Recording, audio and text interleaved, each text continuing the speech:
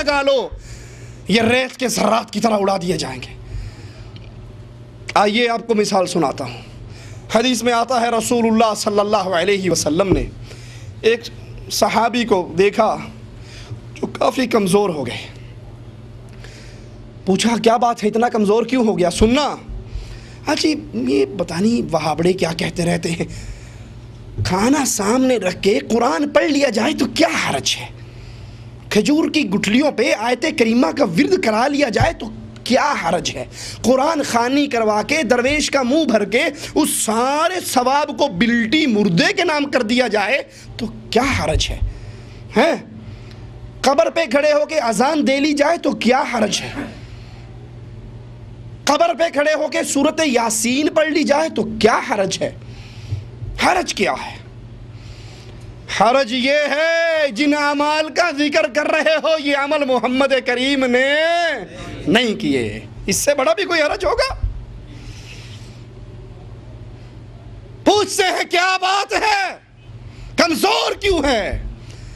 تیجا، ناواں، 10واں، 7واں، 40واں کل، برسی، شبرات، کنڈے کروانے والوں اپنے ایمان کا کنڈا نہ کرواؤ، ہر عمل سے پہلے دیکھو میرے نبی نے کیا ہے یا نہیں، ڈھکوسلے نہیں چلیں گے، یہاں پر نبی کی سنت کی تباہ چلے گی۔ کیوں کمزور ہو گیا؟ کہتا یا رسول اللہ صلی اللہ علیہ وسلم کئی سال گزر گئے مستقل روزہ رکھ رہا ہوں۔ مستقل کون؟ صحابی رسول۔ یارو یہ دین بڑا نرالا دین ہے، یہ بڑا کھرا دین ہے، یہ بڑا خالص دین ہے۔ اس دین میں مولوی، شیخ، امام، پیر، مرشد کی بات نہیں، صحابی کی مرضی بھی دین نہیں بنا کرتی۔ یہ دین دودھ ہے، دودھ سمجھتے ہو نا؟ خالص دودھ کون سا ہوگا؟ جو بھینس کے تھن سے نکالا جائے، اس دودھ کو کہتے ہیں خالص دودھ، جو بھینس کے تھن سے دھار نکل رہی ہے خالص ہے۔ اگر کوئی کہے اجی وہ دیکھو جو وہ دودھی ہے نا بیچنے والا، وہ اس میں نلکے کا پانی ملاتا ہے، کوئی بارش کا پانی ملاتا ہے، کوئی نہر کا ملاتا ہے، دیکھو میں کتنا شریف ہوں، میں اس میں آب زمزم ملاتا ہوں۔ کیا خیال ہے یہ ملاوٹ کر رہا ہے یا نہیں کر رہا؟ بلکہ یہ زیادہ فراڈیا ہے، یہ 2 نمبر دھوکے باز بہت بڑا ہے، یہ زمزم کے نام پہ دھوکہ دے رہا ہے۔ بھلے آپ نے دودھ میں زمزم ڈالا، کوئی بات نہیں، زمزم ڈالا، لیکن دودھ وہ تو ملاوٹی ہو گیا۔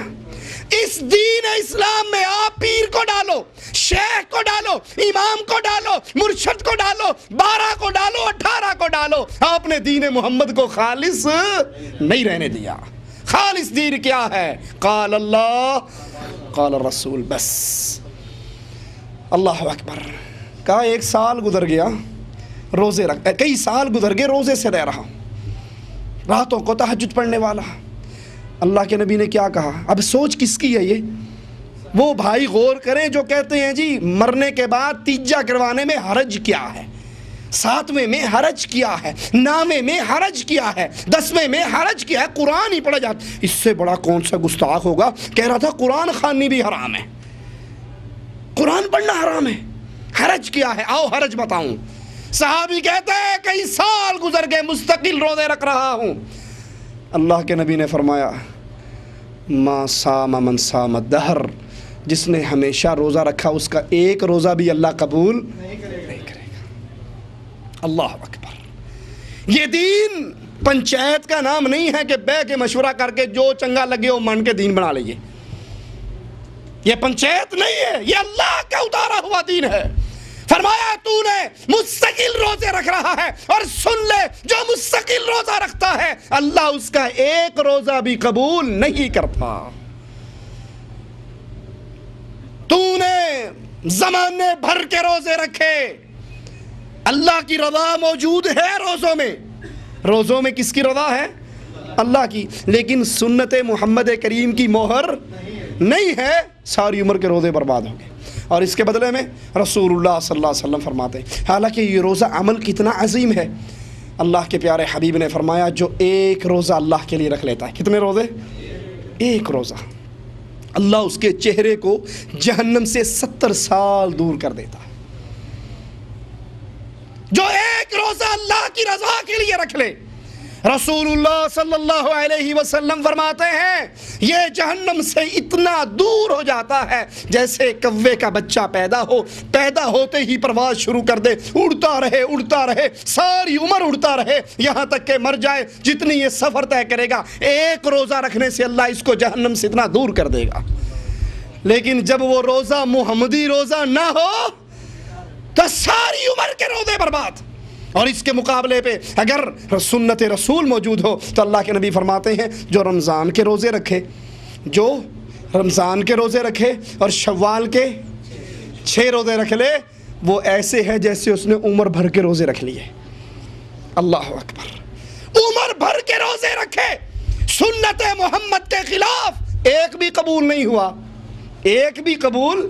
نہیں ہوا، اور صرف 29 کے ساتھ 6 ملائے یا 30 کے ساتھ 6 ملائے 35 یا 36 روزے رکھے تو اللہ نے عمر بھر کا ثواب عطا کر دیا۔ رسول اللہ صلی اللہ علیہ وسلم سنیے، عمل کی قبولیت کی دوسری شرط وہ عمل، جیسے چاچا جی نے کہہ دیا، ماما جی نے کہہ دیا، پنڈ کے چودھری نے کہہ دیا، پنڈ کے مولوی نے کہہ دیا، یہ دین اسلام نہیں ہے۔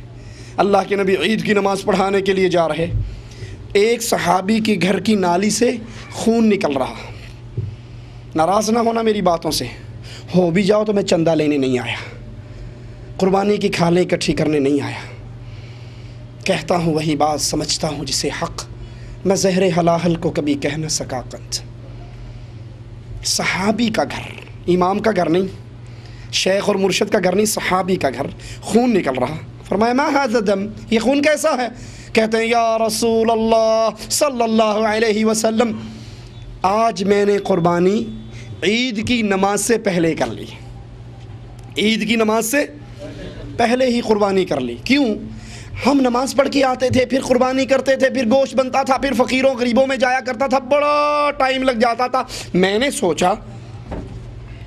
سوچا آج کیوں نہ قربانی عید کی نماز سے پہلے کر لیں تاکہ گوشت بنا کے رکھ لوں اور آتے ہی سب سے پہلے میرا گوشت غریبوں کے گھر میں جائے۔ سوچو نیت اچھی ہے یا بری؟ کیوں جی، نیت کیسی ہے؟ کس کی ہے؟ شیخ صاحب کی؟ مولوی صاحب کی؟ اس کی جس کے بارے میں نبی نے کہا تھا جس نے مجھے حالت ایمان میں دیکھ لیا اللہ جنت واجب کر دیتا ہے۔ فرمایا میرے صحابی تیری قربانی، تیری قربانی نہیں ہوئی۔ حرج کیا ہے؟ سوچ تو اچھی ہے، ارادہ تو اچھا ہے، کونڈے کرنے والوں تمہاری سوچ تو اچھی ہے، حسین کے نام پہ سبیل لگانے والوں سوچ تو اچھی ہے، تیجا نامہ 10واں کرنے والوں سوچ تو اچھی ہے، لیکن یہ سوچ اگر اچھی ہوتی تو محمد پہلے بتا دیتے، اور جو محمد نے نہیں بتائی وہ اچھی ہو سکتی صلی اللہ علیہ وسلم۔ فرمایا صحابی تیری قربانی نہیں ہوئی، قربانی کرنی ہے تو محمد کے طریقے پہ چلنا پڑے گا صلی اللہ علیہ وسلم۔ حج کا سفر اللہ کے نبی آ رہے، ایک صحابی گر کے بے ہوش ہو گئے، لوگوں نے سایہ کیا، پوچھا یہ کیا ہے؟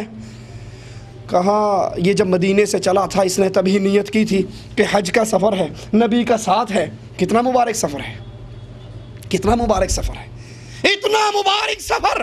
ایک حاجی اللہ کے نبی کے ساتھ حج کے سفر میں گر کے فوت ہو گیا، رسول اللہ صلی اللہ علیہ وسلم نے فرمایا اس کو کفن انہی حج کے احرام کی چادروں میں ہی دے دو، اس کو خوشبو نہ لگانا، اس کا سر نہ ڈھانپنا، ویسے ہی دفن کر دو، قیامت کے دن آئے گا اپنی قبر سے نکلے گا لبیک اللہم لبیک کا ترانہ گاتا ہوا آئے گا۔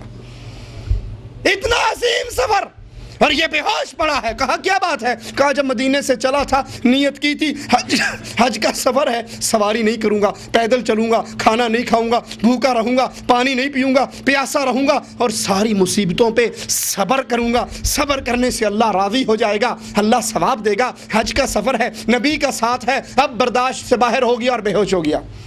آپ نے فرمایا اسے اٹھاؤ، اس کو اٹھاؤ اور اس کو سناؤ تیرے ان اعمال کا محمد کے دین سے کوئی تعلق نہیں ہے۔ جب تک عمل کے اندر مہر محمدی نہ ہو، وہ نماز ہو، روزہ ہو، حج ہو، نکاح ہو، طلاق ہو، جہاد ہو، صدقہ و خیرات ہو، کوئی عمل لے لیجئے، اگر اللہ کی رضا ہے لیکن محمد کریم